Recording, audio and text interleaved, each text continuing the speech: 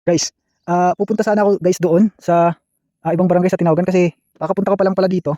So nakita ko guys, under construction pala dito guys, no? Kaya napahinto ako. At yun, magbibideo tayo guys kasi dito guys noon, alam nyo ba, story time lang no? Story time lang natin guys noon. Dito talaga, kaya na-shock ako ngayon guys. Kasi pagpunta ko dito ngayon guys, ganito na siya.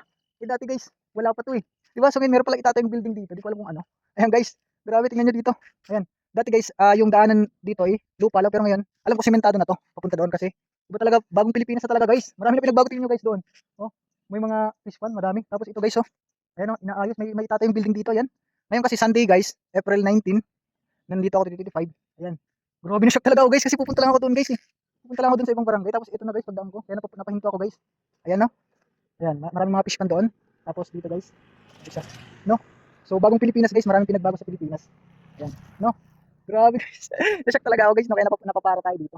And dati kasi guys, mga damuhan pa yan. Napupunta namin dito, damuhan pa yan. So ngayon, meron nang itatay yung building dito, may project na, grabe. Yun lang guys, no, gusto ko lang i-share sa inyo guys. Bye-bye!